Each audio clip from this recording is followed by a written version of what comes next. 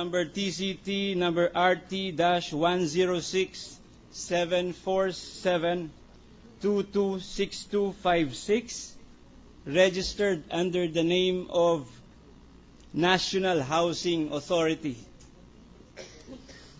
Another cancelled title, Your Honor, is number 35 in the list, pre-marked as Exhibit 207 for the defense.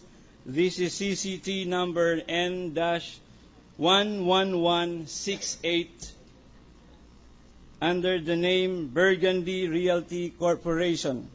This is the originating title to the Burgundy property referred to in number 34 of the list, Your Honor.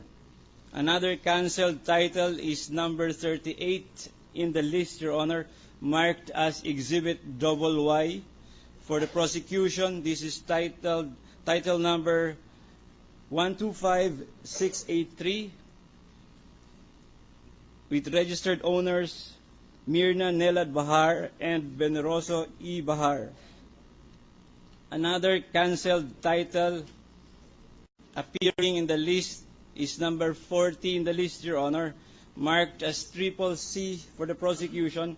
This is TCT number RT-20758, registered under the name of Danielle Encina, married to Domiciana Artrero.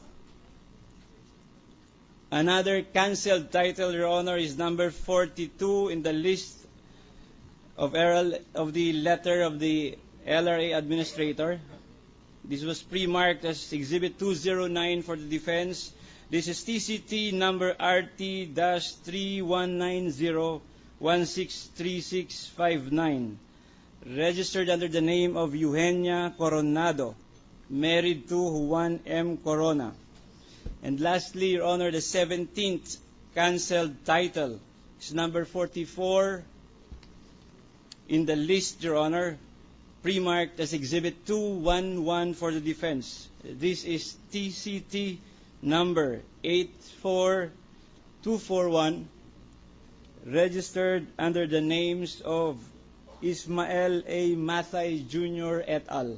So these are all the cancelled titles, Your Honor. So as far as the defense is concerned, you're saying to the court that those 17 titles do not cover properties, real estate property belonging to the Corona couple, the Chief Justice and his wife. Is that it?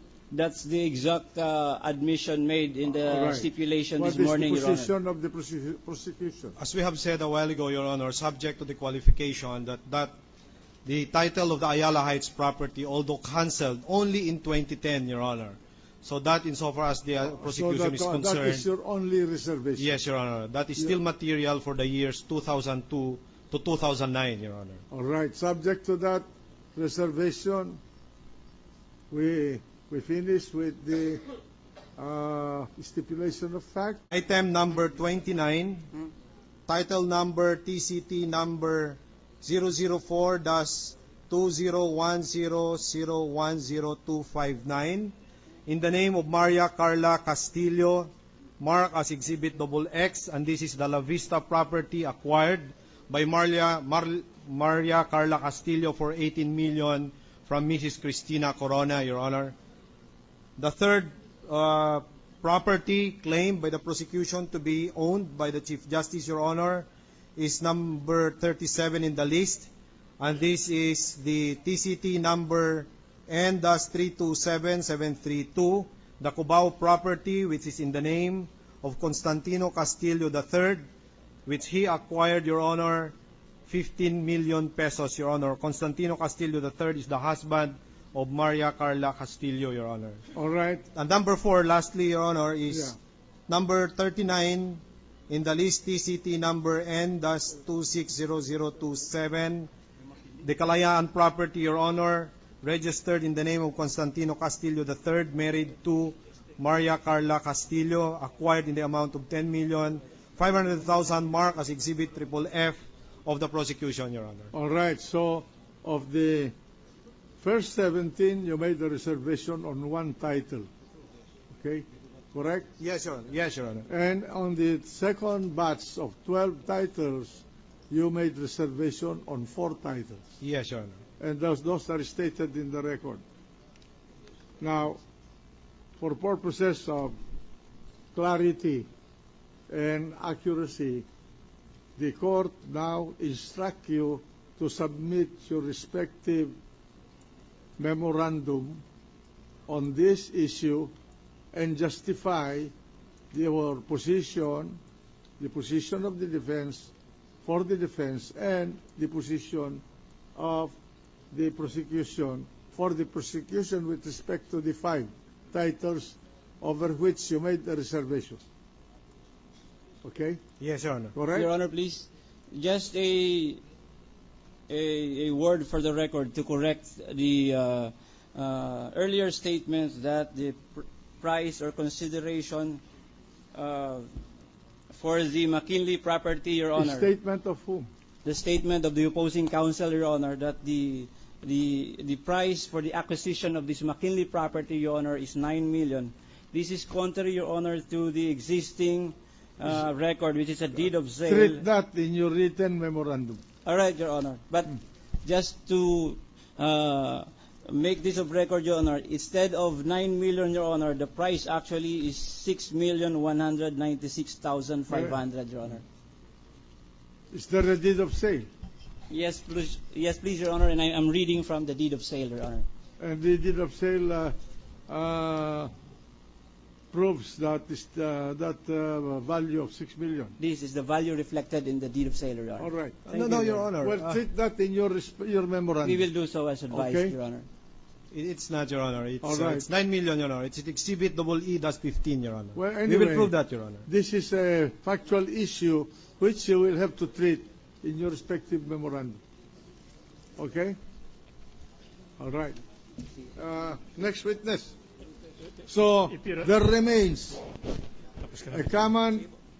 I want to clarify. Out of the 45 proper real estate assets listed in the listing of the Land Registration Authority, originally submitted by that authority to the prosecution for purposes of asking a subpoena to tecum from this court, 16 remains as recognized real estate asset of the Corona family. Am I correct? Well, for the prosecution, Your Honor. 29 minus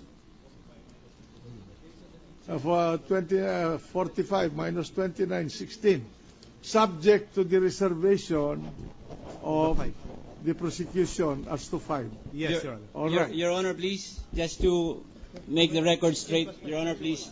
Based on the transfer certificate of title alone, appearing in the list of the LRA of the list submitted by the LRA administrator, there are 45 titles there, Your Honor. All right. We exclude the 17 cancelled titles.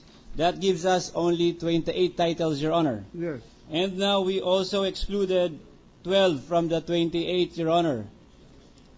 That gives us 16, Your Honor. And That is your position. yes, I'm just stating, But Your Honor. the prosecution has a reservation. Subject to the reservation, Your Honor. with respect We to 5 recognize that, titles. Your Honor. Okay? So, I want you to put this down in writing in your respective memorandum and justify your position. Okay? If Your Honor, please. Yes. If it will not, if it will not be asking too much, Your Honor, may I propose that this matter be the subject of evidence, because this involves question of facts and not merely of law, Your Honor.